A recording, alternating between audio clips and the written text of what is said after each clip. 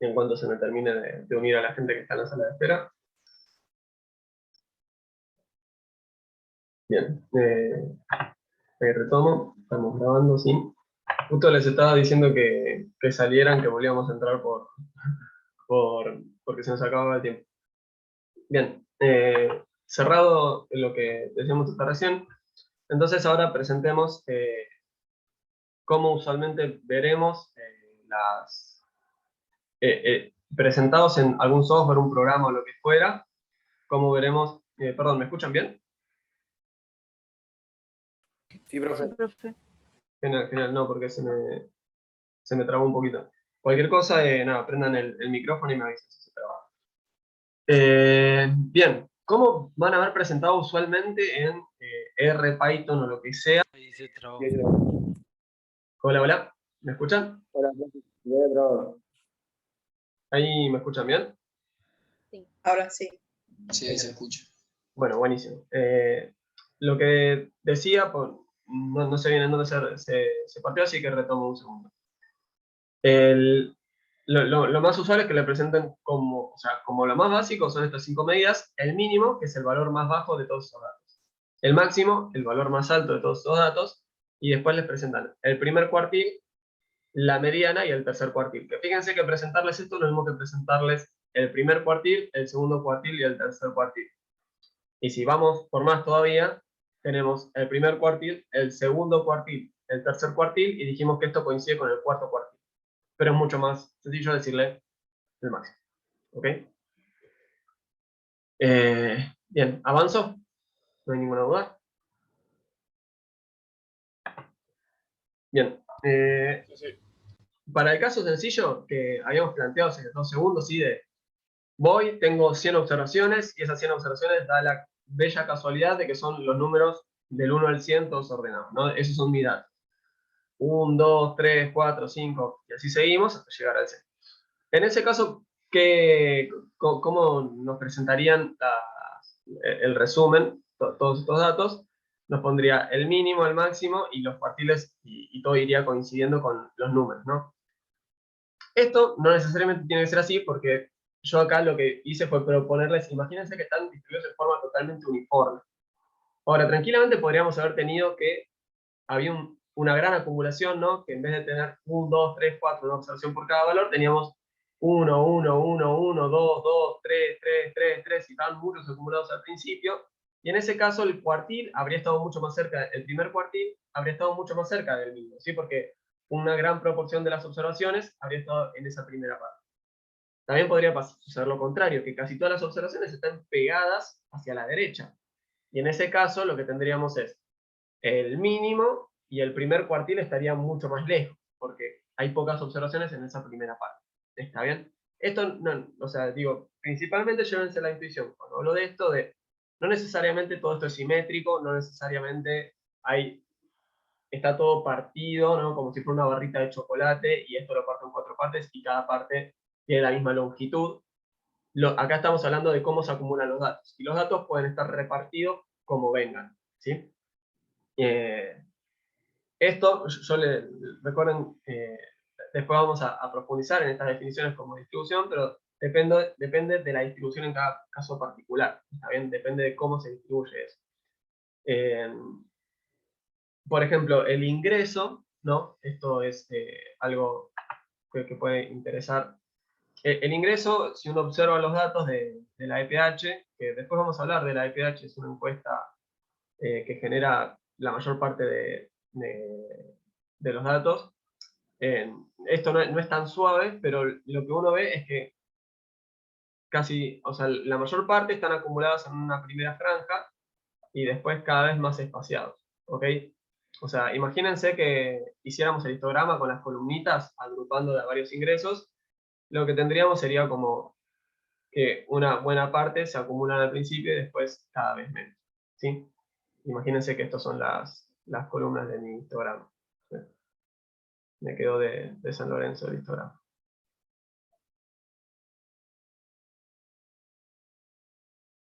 En definitiva, no es que uno tiene que dar por sentado que algo va a venir con determinada forma, sino que esto justamente lo que hace es reflejarnos la forma de los datos, ¿sí? Recuerden, hay una variable, no sé cómo se comporta, con estadística descriptiva nos hacemos un montón de herramientas para comprender cómo se comporta.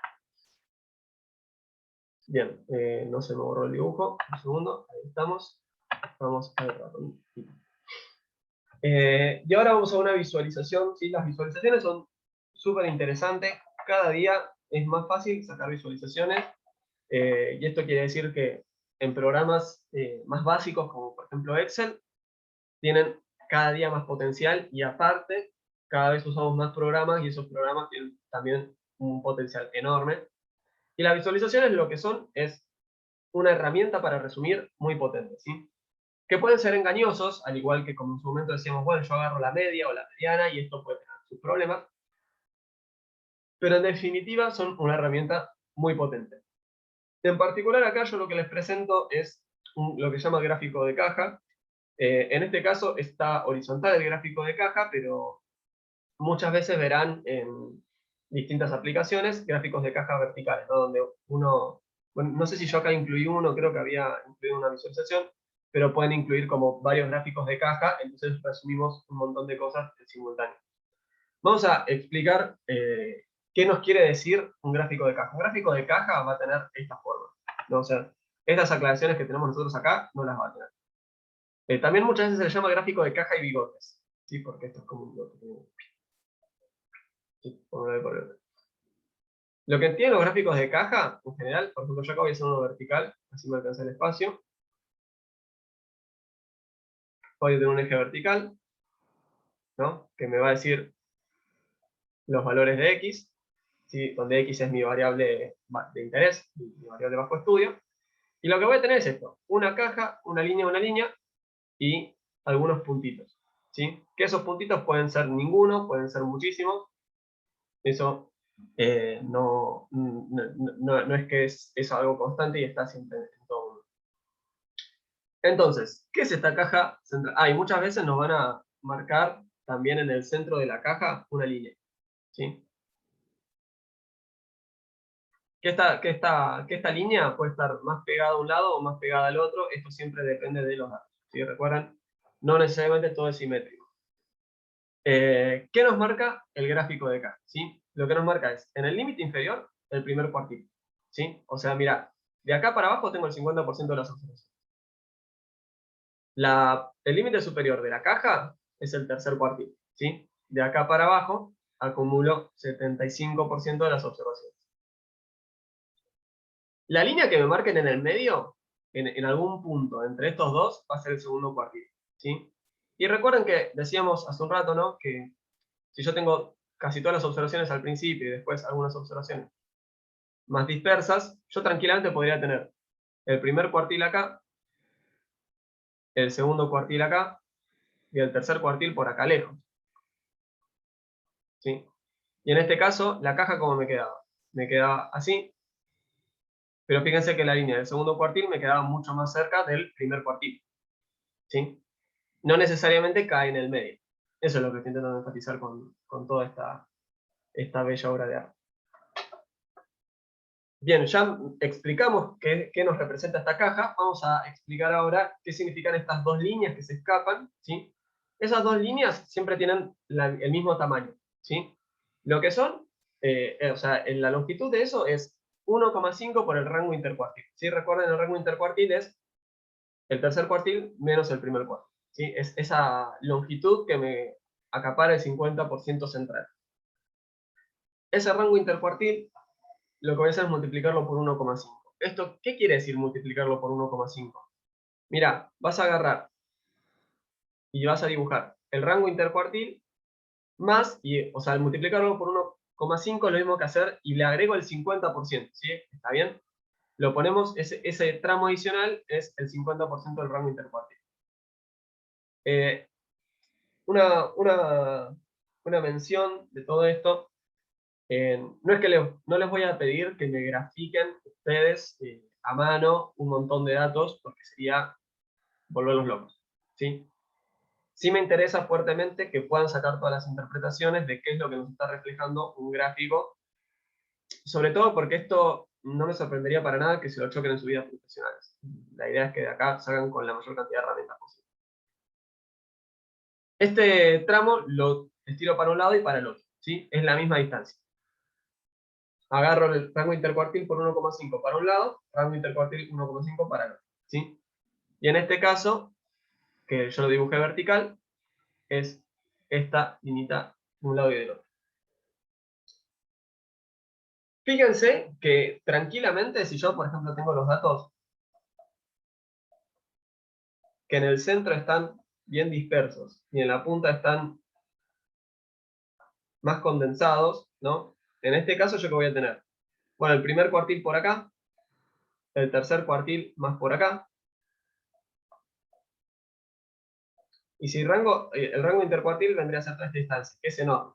Estoy dando un ejemplo simplemente para ver por qué no necesariamente tenemos que ver puntitos siempre. Si yo agarro y hago 1,5 por esa distancia, fíjense que ya estoy acaparando todos los datos de un lado. Y si lo hago para el otro, también, ya me acaparé todos los datos del otro lado. Entonces, en ese caso, nos quedaría simplemente el gráfico de caja así bonito como lo tenemos acá. La cajita, una línea, otra línea. ¿Sí? Voy a quitar un poquito todo este dibujo. Ahora, ¿qué sucedería? Bueno, la verdad que no lo tendría que haber sacado porque era bastante útil. Decíamos, tengo el primer cuartil acá, el tercer cuartil acá, y decíamos que esto de acá era el rango intercuartil, y que cuando agregábamos ese 1,5 para el rango intercuartil para un lado y para el otro, agarraba todos los datos y no había ningún puntito adicional. Ahora, imagínense que tenemos un loco que cayó por acá, y otro loco más que también cayó por acá. ¿Sí? Dos observaciones ahí aisladas. En ese caso, lo que se hace en los gráficos de caja es mostrar a esas observaciones atípicas, ¿sí? Estos que usualmente llamamos outliers. ¿Sí? Acá lo tenemos así como outliers. Y en ese caso, lo que hacemos es poner esos puntitos arriba, ¿sí? Los ponemos fuera de este gráfico de caja. En el ejemplo que tenemos dibujado acá, tenemos dos outliers por encima, dos outliers por debajo. Tranquilamente podríamos haber tenido alguno más por arriba, y podríamos haber tenido ninguno por abajo, podríamos haber tenido ninguno por arriba y varios por abajo. Eso va a depender siempre del caso. Bien, o sea, es un montón de información resumida en un cuadradito, esto. Y esa es la potencia de las visualizaciones en general, ¿no? De los gráficos, que lo que nos permite es resumir un montonazo de información en muy poco espacio. Sí, una imagen vale más que 1000 palabras, ¿sabes? Fíjense acá estamos resumiendo, estamos presentando la mediana, el primer y el tercer cuartil, el rango intercuartil, eso tomamos toda una medida de la centralidad, y aparte vemos si hay observaciones atípicas, ¿no? O sea, es una visualización más que potente, ¿sí? Acá este es el mismo gráfico, pero del libro de Bacchini, y acá quería hacer un pequeño comentario. Fíjense que ellos no anotaron en ningún lugar outliers, ¿no? En este gráfico, pero tranquilamente si hubieran habido observaciones que no estaban contenidas en este tramo y este tramo, habría puesto algún puntito mostrando esas observaciones.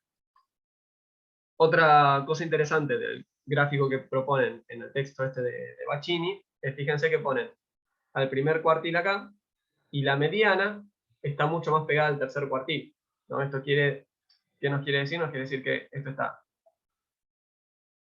estirado, y acá están mucho más abultados los datos.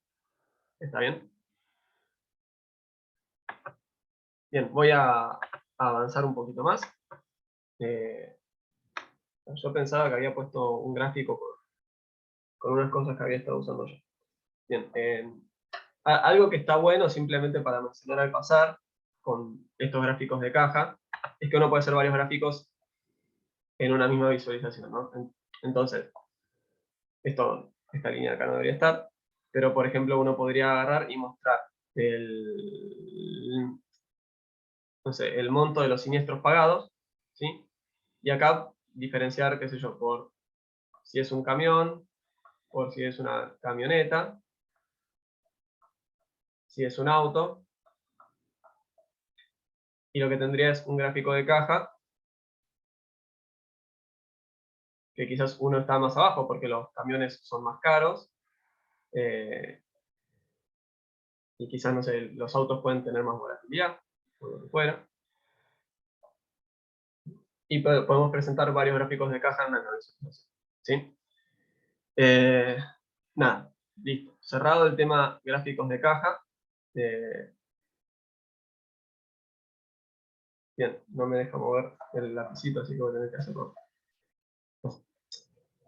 Bien, para cerrar con el tema de las medidas, ¿sí? Y con esto ya vamos cerrando con lo que es estadística descriptiva a nivel números, ¿sí?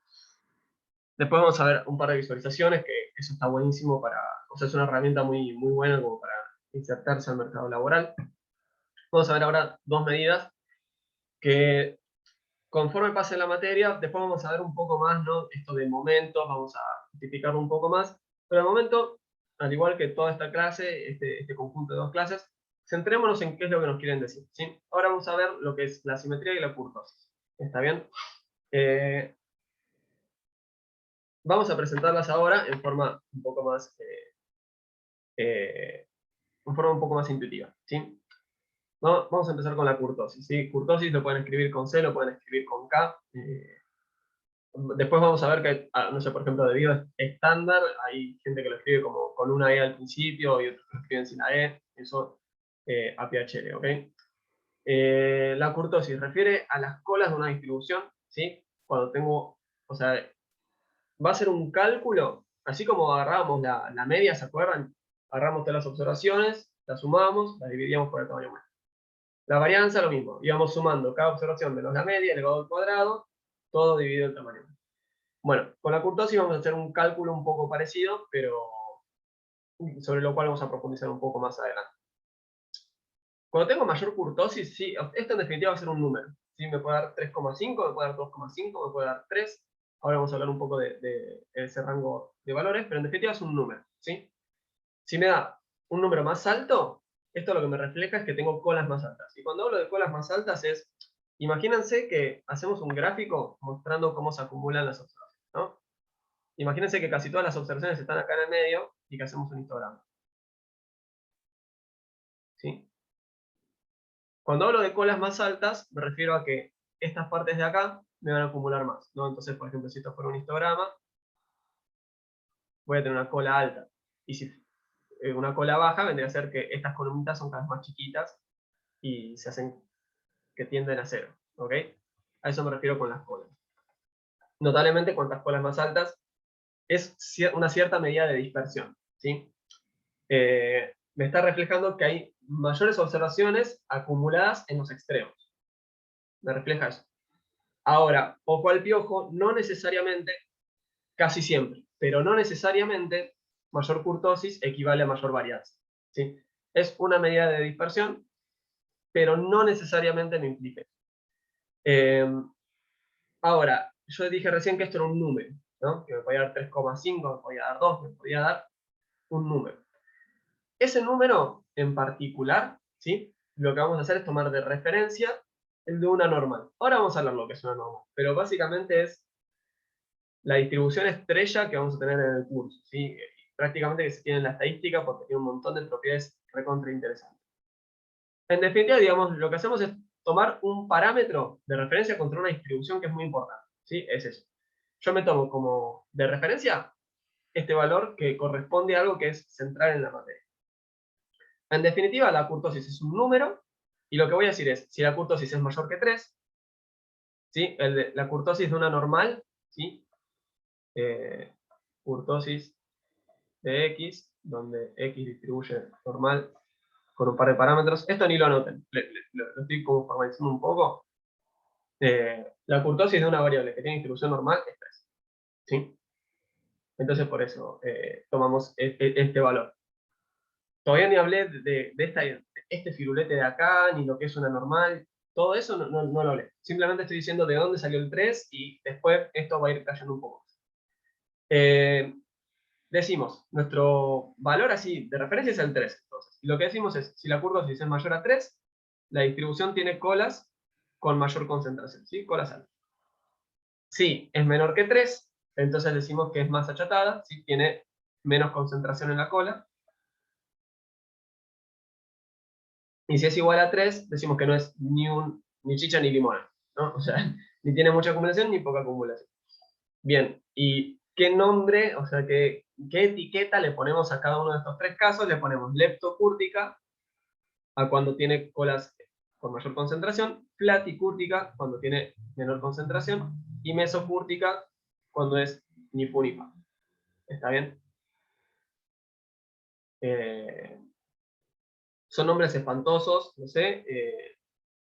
Nada, mi sugerencia es agarrar, verlo. Yo no hago tanto énfasis cuando evalúo en que usen los mejores nombres y que sean tan robustos en la forma de expresarse. Sí, o sea, un mínimo indispensable no puede faltar, pero está buenísimo igual que yo sea lo más formal posible en las clases. ¿Okay?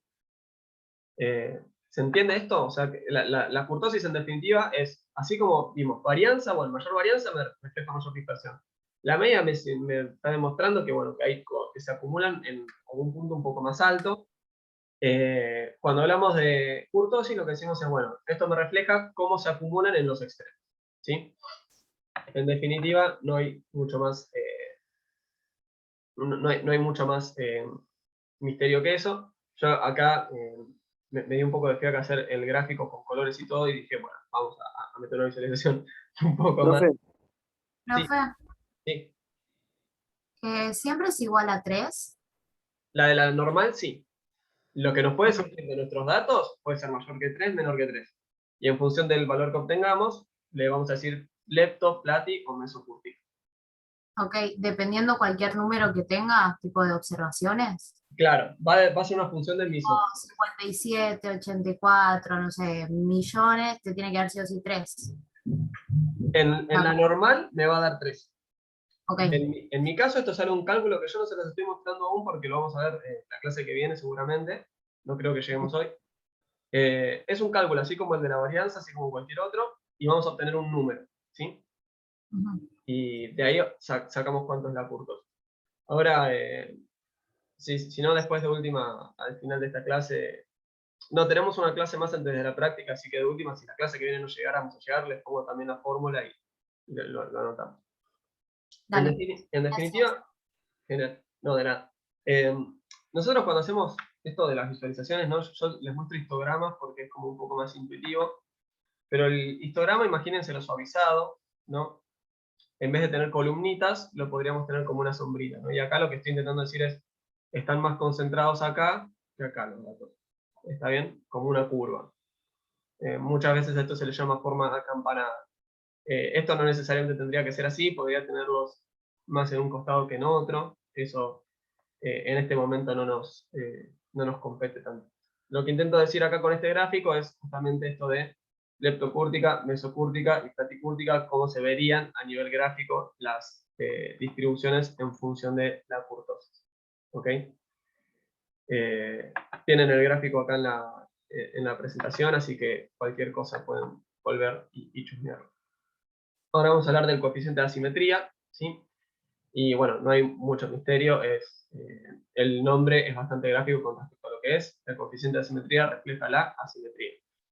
Si es igual a 0, la distribución de probabilidad es simétrica. Si esto, o sea, esto nuevamente, el 0 es nuestro valor de referencia. Si es 0, es simétrica, ¿no? Y que sea simétrica lo que quiere decir es que, vamos a agarrar acá esta línea, en el gráfico de recién veíamos que era simétrico, ¿no? Yo tenía todas cimas en el centro.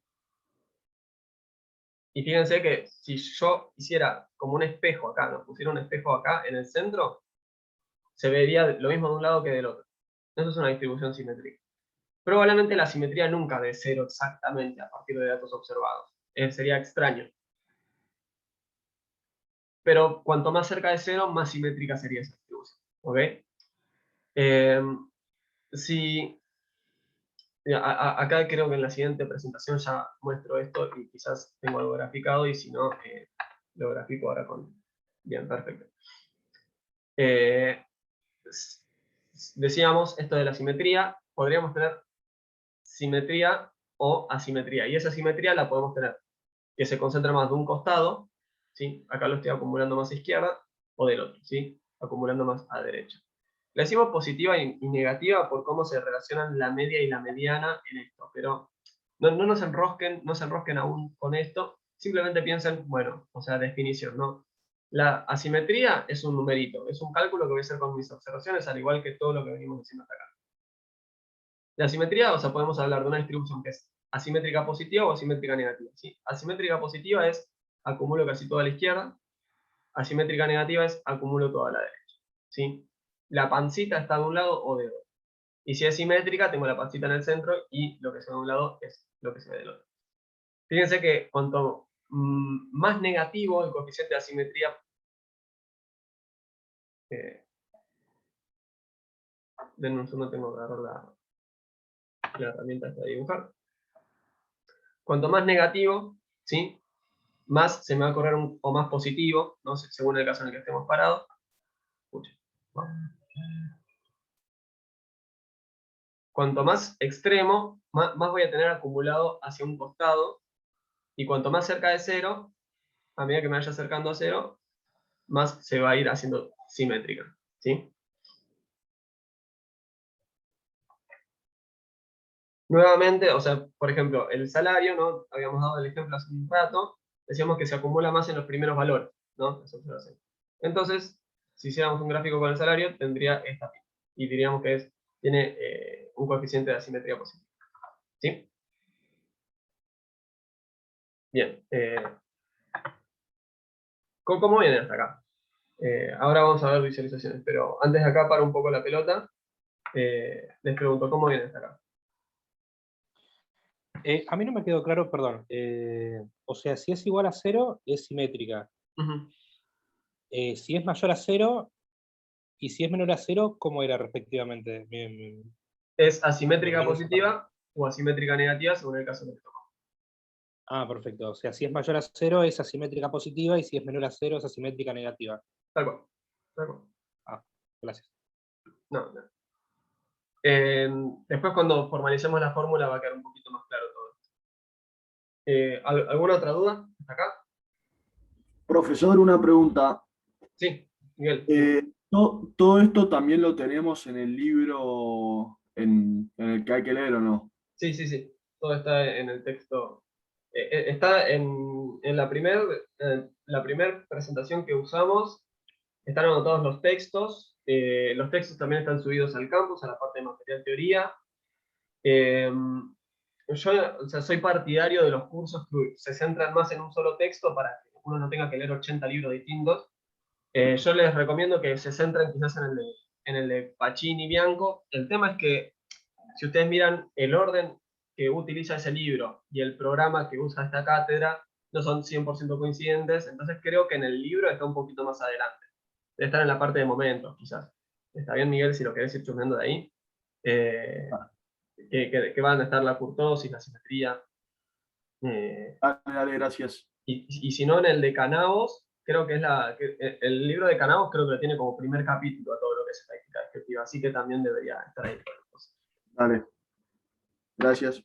No, por favor. Y recuerden, como ya les dije más temprano, o sea, si ustedes quieren estudiar directamente las presentaciones, es una decisión de ustedes, pero el material teórico está, son los libros, y adelante con los libros. Los aliento a utilizarlos también, que me parece que son bastante ilustrativos. ¿Y hay algún tipo de cronograma para ir leyendo y siguiendo la lectura antes de cada clase? Sí, tengo un cronograma, es tentativo obviamente, porque después Sí, obvio. uno no sabe, pero sí, gracias Miguel, me hiciste acordar. Después le subo el cronograma un poco, también para que vean cómo está pensada la dinámica del curso. Después, como les digo, quizás los temas no están en el mismo orden en el libro que en el curso, pero los pueden ir chusmeando de ahí. Después se los subo. Dale, gracias, profesor. No, de nada. Bien, ¿alguna otra duda hasta acá? ¿Quieren que repasemos algo? Continuamos. Lo que viene ahora es más sencillo, es más hacer dibujos. Es como la parte de los libros que tienen dibujos y uno se pone contento porque lo lee más rápido. Una pregunta, ¿los flyers están en el campus o O sea, las sea, todo lo presentaciones. que estás mostrando? Sí, están todos en el campus. Ok. Lo que decíamos era, esto yo lo armé todo el cuatrimestre pasado, Entonces los tengo todos armados, pero se los voy subiendo de a poco porque estoy viendo de resumirlos más, de hacerlos más sencillos, agregarles más ejemplos, que fueron algunos comentarios que recibí, y yo creo que toda crítica es constructiva, así que, por ejemplo, si llegamos hoy al siguiente set de slides, se lo subí hoy a las 10:30 de la mañana, una cosa así. O sea, si quieren, antes de cada clase, si van a ir siguiendo, no sé si ustedes toman apuntes en el PDF, que lo pueden hacer con las herramientas del Adobe, ¿no? Si ustedes hacen eso, les recomiendo antes de cada clase chusmear por las dudas el campus, a ver si les subí una actualización más. Ok, gracias. No, de nada. Bien, avanzo entonces. Una herramienta que es más que útil son los gráficos, la visualización, ¿sí? Ya vimos gráficos de caja. Bueno, creo que me fui para atrás, ¿verdad? Ahí. Ya vimos gráficos de cajas, pero no hemos incidió con tanta intensidad en el tema de visualizaciones, ¿no? Y su relevancia. Entonces, yo acá les dejo un ejemplo, ¿sí? Donde vemos cómo funciona una cartera de automóviles asegurados, ¿sí? Y supongamos, para simplificar, que todos estos autos son iguales, ¿sí? Tienen la misma suma asegurada, el mismo tiempo de exposición a riesgo, la contratación de la póliza sea en los mismos términos. Digo, simplifiquémoslo, simplemente para poder trabajar lo que ya hemos visto. Entonces, lo que podemos hacer es una tabla, ¿sí? Una tabla es algo que es muy ilustrativo también. Es una gran herramienta para poder presentar a nivel visual rápido cómo se comportan los datos. Entonces, lo primero que podríamos hacer sería, voy a agarrar esta herramienta de acá. Esto de acá, no le presten atención. Lo primero que podríamos hacer sería presentar la frecuencia absoluta. Y la frecuencia absoluta es la cantidad de veces que está repetida esa observación, ¿no? Si mi variable de interés es la cantidad de siniestros, ¿sí? La cantidad de siniestros es necesariamente un número entero que puede ser igual a 0 o positivo, ¿no? Nadie puede siniestrar 1,3 veces, ni nadie puede siniestrar menos 2 veces. Entonces, lo que tenemos es siniestros, y esos siniestros van a ser o 0 o enteros positivos, ¿sí? O sea, los naturales y el 0, básicamente, es el dominio de valores positivos. Y fíjense que acá tenemos anotados en nuestro resumen una columna que es la frecuencia absoluta, ¿sí? ¿Cuántos autos tuvieron? A ver si me presta el lápiz. ¿Cuántos autos tuvieron 0 siniestros? ¿Cuántos autos tuvieron un solo siniestro? ¿Cuántos autos tuvieron tuvieron 2 siniestros? ¿Cuántos 3? ¿Cuántos 4? ¿Cuántos 5? ¿Cuántos 3? ¿Cuántos? ¿Sí? Fíjense que ya de acá nos damos cuenta que la gran mayoría, o sea, casi todo el mundo, no tuvo ningún accidente. ¿Sí? Pasó toda la cobertura ahí, no tuvo ningún problema, no siniestro, no tuvo ningún siniestro. Un número relativamente significante tuvo un siniestro, y a partir de ahí son muy poquitos, ¿sí? Fíjense que en total tenemos como 15.000 observaciones aproximadamente, y muy poquitos tienen 2 siniestros o más. Con esto, algo que podemos hacer es construir la frecuencia relativa, ¿sí? La frecuencia relativa es la frecuencia absoluta dividido el total de observaciones, ¿sí? O sea, agarro, voy a cambiar acá la herramienta,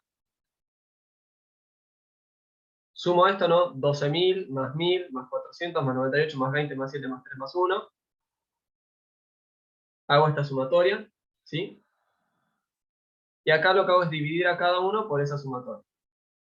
O sea, este de acá dividido a la sumatoria es igual a 0,84. Voy a borrar esto de acá que se va a prestar a confusión. Voy a agarrar esto. Bien. No me cambié la herramienta. Dividimos a este por la sumatoria del total de casos, a este por el total, a este por el total, y así, ¿no? Y tenemos la frecuencia relativa. Fíjense, casi el 85% no tuvo ningún siniestro. Casi nadie siniestro, entonces. Va, digo, 85% es una gran parte de los asegurados no tuvo ningún tipo de siniestro. Un 10% es un número significativo en algún punto, tuvo un siniestro, y después fíjense que los remanentes, bueno, 2 siniestros tuvo casi el 3% de los asegurados, y el resto ya casi, o sea, 3 siniestros casi nadie, 4 siniestros casi nadie, 5 casi nadie, 6 casi nadie, 7 casi nadie. ¿Ok? Y aparte acá algo que podemos hacer es la frecuencia relativa acumulada, ¿sí? Esto lo que nos muestra es cómo se van acumulando el total de casos. ¿Qué es la frecuencia relativa acumulada? Bueno, el primer caso es, voy a borrar estos dibujos para que me quede más claro. Perdón, ¿hasta acá se entiende de dónde sale cada número y todo? Profe, yo tengo una duda. Sí, Si hacemos la cuenta, daría ponerle el primer número, no 84,94, daría 0,84, 0,0. Eso está multiplicado por 100, cada claro. número, ¿no? Esto lo presenté a las apuradas. Es una gran observación. Muchísimas gracias. No sé quién era que me estaba hablando. Yo, Brisa. Brisa, mil gracias, Brisa. Sí, esto en realidad está expresado en porcentajes. Está mal, así como está presentado. O si no, lo que se suele hacer también es la frecuencia relativa directamente expresarla multiplicada por 100 y para no ser redundantes no poner el porcentaje. Pero mil gracias por esa aclaración. Sí, esto, si yo lo divido por el total, naturalmente me va a dar un número entre 0 y 1. No me puede dar más que 1. Así que mil gracias, Brisa, por la aclaración. Profe, una pregunta. Sí. La frecuencia absoluta, ¿por qué la dividís? La dividís por el total de casos, el total de observaciones. ¿Sí? Entonces hago 12.761 dividido mis aproximadamente 15.000 observaciones, me da 0,8494. Y si eso lo expreso en porcentaje, me da 84%. Ah, ok, Después gracias. se multiplica por 100. Para expresarlo en porcentaje lo multiplicarías por 100, sí. ¿Y siempre se expresa en porcentaje? No te entendí, Daniela, ¿me repetís? ¿Siempre expresa en porcentaje? Sí, hay veces que directamente, como les decía, se omite este signo de porcentaje porque está implícito que esto está multiplicado por 100 porque la frecuencia relativa jamás va a ser por 1. Si estoy dividiendo por el total. Pero sí, digamos, siempre o lo multiplicás por 100 lo expresás sin porcentaje. Gracias. Bien, de nada. Fíjense, o sea, para agarrar primero, o sea, me voy a otra parte de la materia porque nos queda menos de un minuto, así que aprovecho estos últimos segundos. Fíjense que si nosotros metemos una mano en la bolsa de asegurados, sacamos uno aleatoriamente, lo más probable es que sea alguien con 0 siniestros. ¿Está bien? Dejo eso como semilla más que nada para clase futura. Ahora cortamos y nos volvemos a conectar, ¿sí? Que total ya se corta el Zoom.